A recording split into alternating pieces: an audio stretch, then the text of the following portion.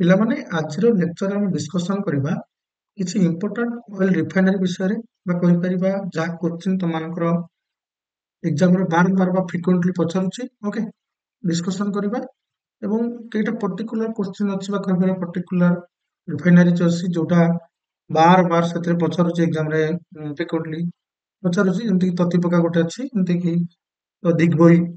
ତ ପିଲାମାନେ ଯାହା ଇମ୍ପୋର୍ଟାଣ୍ଟ ରହିଲା, ଓକେ, ଇମ୍ପୋର୍ଟାଣ୍ଟ ସହିତ ଏକ୍ସପେକ୍ଟେଡ ମୁଁ ତମମାନଙ୍କ ପାଇଁ ନେଇ ଆସିଛି ଏବଂ ଏ ସବୁ ଯାକ PYQ ବେସିକ କୋଶ୍ଚିନ୍। ଚାଲନ୍ତୁ ଡିସ୍କସନ କରିବା। କପି ପେନ୍ ସହିତ ତମମାନଙ୍କୁ ରିକ୍ୱେଷ୍ଟ କରିବି ଭିଡ଼ିଓକୁ ଷ୍ଟାର୍ଟ କର। Okay, with copy pen. Wait ପିଲାମାନେ, ମୁଁ କ୍ଲିୟର କରିକି କ୍ଲାସ୍ ଷ୍ଟାର୍ଟ କରୁଛି। ଓକେ, ଦେଖ ପ୍ରଥମ ଦେଖିବା ଯୋଉ ଲେଖା ଅଛି ଏଠି ବିନା ରିଫାଇନାରୀ। ପିଲାମାନେ ମନେ ରଖ, ଏଇଟା ମଧ୍ୟପ୍ରଦେଶର ଅବସ୍ଥିତ। ଯୋଉ କୁହାଗଲା ପିଲାମାନେ ବିନା ରିଫାଇନାରୀ, ଇଏ ମଧ୍ୟପ୍ରଦେଶରେ ଅବସ୍ଥିତ। କିନ୍ତୁ ଗୋଟେ ମନେ ରଖ, ଏହା ଗୋଟେ ଲିମିଟେଡ କମ୍ପାନୀ। ଇଏ ଗୋଟେ ଲିମିଟେଡ କମ୍ପାନୀ ଥିଲା, ଗୋଟେ ଲିମିଟେଡ କମ୍ପାନୀ ଥିଲା। ପିଲାମାନେ ବର୍ତ୍ତମାନ ଏ ବିନା ରିଫାଇନାରୀ ଟିକେ ଚେଞ୍ଜ ଓଭର ହେଇଛି। ମୁଁ କହିପାରିବି ଯେମିତିକି ପ୍ରଥମ ମନେ ରଖ, ଇଏ ଥିଲା ଓମାନ ଅଲି ରିଫାଇନାରୀ ଏବଂ ଆଉ ଗୋଟେ ଥିଲା ଆମର କହିପାରିବା ବିନା ରିଫାଇନାରୀ। ଏ ଦିଟା ମିଶିକି ଗୋଟେ କମ୍ପାନୀ ସେମାନେ କରିଥିଲେ। ଓକେ, ମାନେ କହିପାରିବା ବିନା ରିଫାଇନାରୀ ଆମର ଭାରତର ଯୋଉ ଅବସ୍ଥିତ ଥିଲା, କିନ୍ତୁ ଓମାନ ଅଲିର କମ୍ପାନୀର ତାର ଟାଇପ ଥିଲା କାହା ସହିତ? ବିନା ରିଫାଇନାରୀ ସହିତ ମିଶିକି ଗୋଟେ କମ୍ପାନୀ ଥିଲା। ଏବଂ 1994 ମସିହାରେ, ଓକେ, 1994 ମସିହାରେ ଗୋଟେ ଜଏଣ୍ଟ ଭେଞ୍ଚର ହେଲା ଆଙ୍କର। ଜଏଣ୍ଟ ଭେଞ୍ଚର କଣ ହେଲା ନା, ଓମାନ ଅଲି କମ୍ପାନୀ ଏବଂ ବିନା ରିଫାଇନାରୀ କମ୍ପାନୀ ମିଶିକି 1994 ମସିହାରେ ସେମାନେ କଣ କଲେ? ଇଣ୍ଡିଆନ ଅଏଲ ପାଇଁ ବା କହିପାରିବା ଭାରତକୁ ସମ୍ପୂର୍ଣ୍ଣ ରୂପେ ଉତ୍ସର୍ଗିତ କରାଗଲା। ଭାରତକୁ ଡେଡିକେଟ କରିଦିଆଗଲା ଏ କମ୍ପାନୀ ବା ଅଏଲ ରିଫାଇନାରୀ। ତ କଣ ହେଲା ନା, 11 ମେ 2011 ବେଳକୁ ଇଏ ସମ୍ପୂର୍ଣ୍ଣ ରୂପରେ ଆମେ କହିପାରିବା କାପାସିଟି ବଢି ଯାଇଥିଲା। 1994 ପରେ ଇଏ ଭାରତକୁ ଡେଡିକେଟ କରାଗଲା, ନା ହେଇଗଲା BPCL ବା କହିପାରିବା Bharat petroleum corporation limited. Okay, କିନ୍ତୁ ପାୱାର ବଢିଗଲା ପିଲାମାନେ, ଲିମିଟେଡ କମ୍ପାନୀ ରହିଲା କିନ୍ତୁ ପାୱାର ବଢିଗଲା ଏବଂ 11 ମେ 2011 ବେଳକୁ ତାର ଯୋଉ କାପାସିଟି ବଢିକି ମନେ ରଖିବ 6 ମିଲିୟନ ମେଟ୍ରିକ ଟନର ପରିଣତ ହେଇଯାଇଥିଲା। ମାନେ ଗୋଟେ କମ୍ପାନୀ ଛୋଟ ଥିଲା, ସମୟ ସହିତ ପରିବର୍ତ୍ତନ ହେଇକି ଏବଂ ଏଠୁ ଓମାନ ଅଲି କମ୍ପାନୀ ଅଲରେଡି ତା ଟାଇପରୁ ବାହାରିଗଲା, ତାପରେ ପରିବର୍ତ୍ତନ ହେଇଗଲା। ଏବଂ 2011 ମସିହା ପରେ ପରେ ପୁଣି ଥରେ ପିଲାମାନେ ଚେଞ୍ଜ ଓଭର ହେଇଛି। ବର୍ତ୍ତମାନ ତାର କ୍ୟାପାସିଟି ହଉଛି 7.8 million metric ton. Metric ton ଏଠି ମନେ ରଖିବ କାପାସିଟି। ଏବଂ କେବେ ଏଇଟା ସ୍ଥାପିତ ହେଇଥିଲା? 1994 ମସିହାରେ ମିଳିତ ଆମେ କହିପାରିବା ଯେତେବେଳେ କରାଗଲା, ତା ପୂର୍ବରୁ ଓନର 2 ଜଣ ଥିଲେ, ବଟ୍ ଟାଇପରେ ଚାଲିଥିଲା। ବୁଝିପାରିଲ? ବର୍ତ୍ତମାନ ଏକ୍ଜିକ୍ୟୁଟିଭ ଡାଇରେକ୍ଟର କିଏ ଅଛନ୍ତି? ED ଆମେ କହିପାରିବା ଅଛନ୍ତି। ଓକେ, ମୋର ତାଙ୍କ ନାଁ ହଉଛି CHSC को चाको M जोश। ओके, सेप्टेम्बर 2023 ସିଏ ବୁଝିପାରିଲା। ଦେଖ, ଆମକୁ ଟପିକର କେବଳ ପଏଣ୍ଟ ମନେ ରଖିବାର ଅଛି ଯେ 1 2 3 4 5 6 7 8 ଯେତେ A B C D group exam, ତାହେଲେ D ଗ୍ରୁପ ଏକ୍ସାମ କେବଳ ପଚାରିବ ବିନା ରିଫାଇନାରୀ ଯୋଉଟା ମଧ୍ୟପ୍ରଦେଶ ଅବସ୍ଥିତ, ସେଥିରେ କୋଉ ବାହାର କମ୍ପାନୀ ଟାଇପ ଥିଲା, ଲେଖିବ ଓମାନ ଅଲି। ଟିକେ ଯଦି ଭିତରୁ ଯିବ ପିଲାମାନେ, ଜଏଣ୍ଟ ଭେଞ୍ଚର କେବେ ହେଲା? 1994। ତାପରେ ଯଦି ଫେର ଟିକେ ଭିତରୁ ଯିବ, କେବେ ଚେଞ୍ଜ ଓଭର ହେଇକି କାପାସିଟି ବଢିଲା? B group exam 11 May 2021। ପିଲାମାନେ ତାର ଏ ଯୋଉ ଡାଇରେକ୍ଟର କିଏ ଅଛନ୍ତି, ମାନେ କହିପାରିବା କିଏ ଇନଅଗ୍ରେଟର କରିଥିଲେ, ଏସବୁକୁ ଆମେ କହିପାରିବା ଯେ 2011 ମସିହାରେ ୟାକୁ ମାନେ କହିପାରିବା ପ୍ରାଇମ ମିନିଷ୍ଟର ଯେତେବେଳେ ଥିଲେ, ତତ୍କାଳୀନ ପ୍ରାଇମ ମିନିଷ୍ଟର, ତାଙ୍କ ଦ୍ୱାରା ହିଁ ଏ ଦେଶକୁ ଉତ୍ସର୍ଗିତ କରାଯାଇଥିଲା। ତ ଯେତେ ଏକ୍ସାମ ତମେ ଟପ୍ ଲେଭେଲକୁ ଯିବ, କୋଶ୍ଚିନ୍ ସେତେ ହାର୍ଡ ହେଇକା ଯିବ। ଚାଲନ୍ତୁ ପିଲାମାନେ ଡିସ୍କସନ କରିବା। ସରି, ନେକ୍ସଟ କ୍ୱେଶ୍ଚିନ୍। ଦେଖ, ତମମାନଙ୍କୁ ନୋଟ କରିବାର ଅଛି। ନୋଟ କରିକି କିଛି କିଛି ଏକ୍ସଟ୍ରା ପଏଣ୍ଟ ତମେ ଲେଖିବ, ତାହେଲେ ତମମାନଙ୍କୁ ବେଟର କ୍ଲିୟର ବୁଝିପାରିବ। ତାପରେ ସେ ପିଲାମାନେ ପ୍ରତିପକା ଯୋଉଟାକି ମଧ୍ୟପ୍ରଦେଶ ଅବସ୍ଥିତ, ଇଏ ମନେ ରଖିଥାଏ, ଇଏ ହଉଛି ଇଷ୍ଟ ଗୋବିନ୍ଦ ଡିଷ୍ଟ୍ରିକ୍ଟ। ଇଷ୍ଟ ଗୋବିନ୍ଦ ଡିଷ୍ଟ୍ରିକ୍ଟରେ ପ୍ରତିପକା ଗୋଟେ ଜାଗା ଆମର ହଉଛି ଆନ୍ଧ୍ରପ୍ରଦେଶର।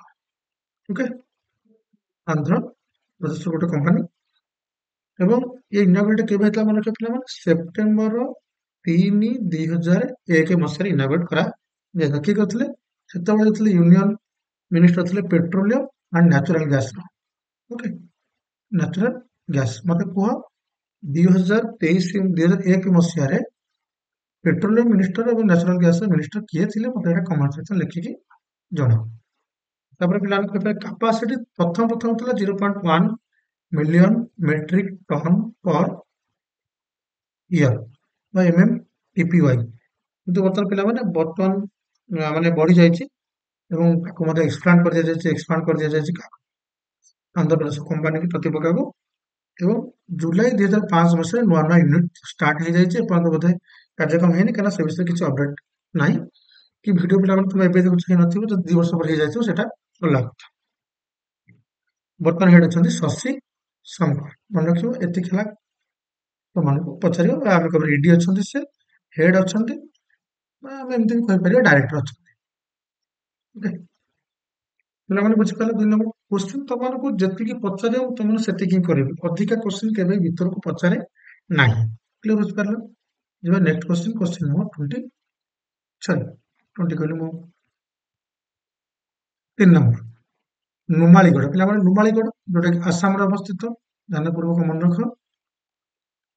ଗୋଟେ ପଏଣ୍ଟ ଏଥିରେ ମନେ ରଖ, ଇଏ ନୁମାଳିଗଡ଼ ଗୋଟେ ଜାଗା ହଉଛି ଗୋଲଘାଟରେ ଅବସ୍ଥିତ। ଆଉ ଗୋଟେ ପଏଣ୍ଟ ହଉଛି ହେଡ୍ ବର୍ତ୍ତମାନ ଅଛନ୍ତି ଭାସ୍କର ଜ୍ୟୋତି। ଓକେ, ଭାସ୍କର ଜ୍ୟୋତି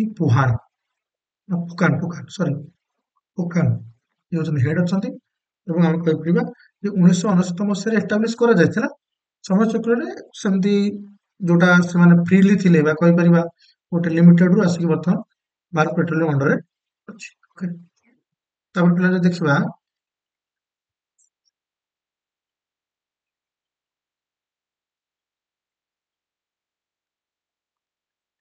ଆମର ହଉଛି କୋଏଲ ହଉଛି ଗୁଜୁରାଟ ପିଲାମାନେ ଅବସ୍ଥିତ। ମନେ ରଖ, ଗୁଜୁରାଟର କୋଉ ଜାଗା? ବଡୋଦରା।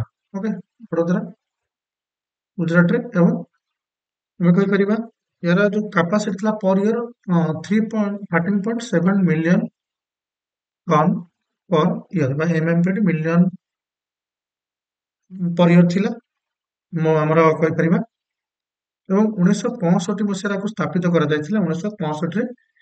ଏବଂ ବର୍ତ୍ତମାନ ଯଦି ଆମର ହେଡ୍ କିଏ ଅଛନ୍ତି? ମନେ ରଖିବ ସଞ୍ଜୟ ଭଟନାଗର ବର୍ତ୍ତମାନ ହେଡ୍ ଅଛନ୍ତି, ସଞ୍ଜୟ ଭଟନାଗର। ଓକେ, କ୍ଲିୟର ହେଲା? ଏତିକି ପଏଣ୍ଟ ପିଲାମାନଙ୍କର ମନେ ରଖିବାର ଅଛି। ପଏଣ୍ଟ ନମ୍ବର 4 ସରିଗଲା, ଆମେ ଦେଖିବା 5। ଓକେ,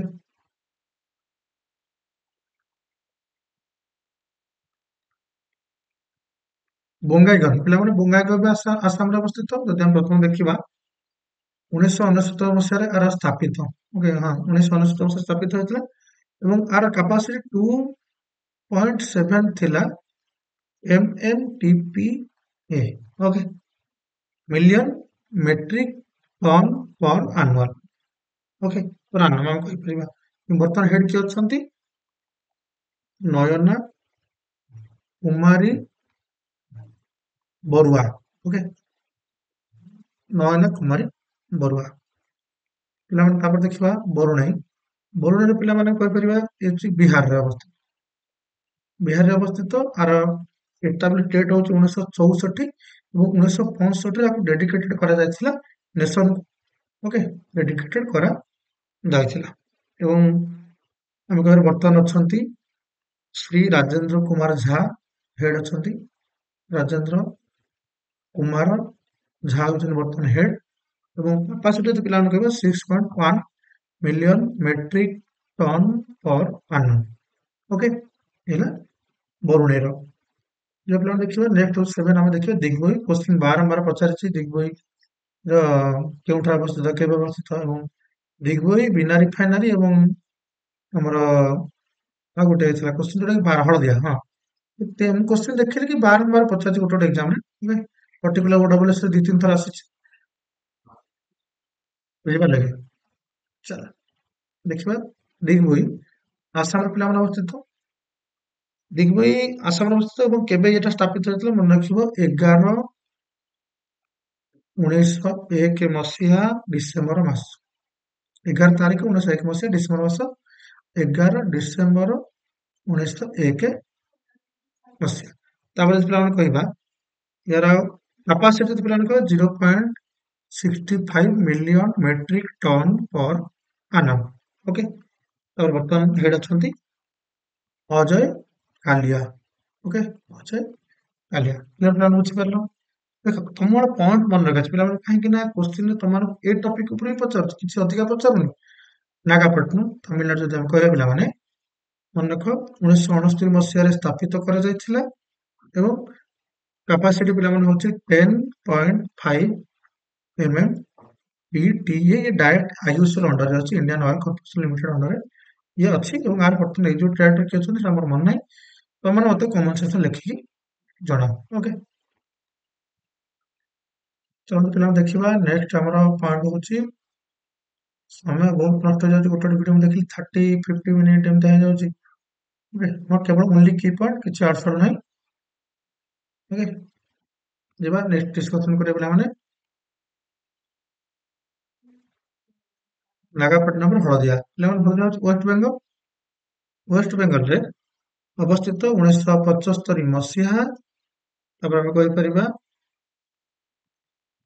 ଅତନୁ ସାନିୱାଲ ବର୍ତ୍ତମାନ ହେଡ୍ ଅଛନ୍ତି।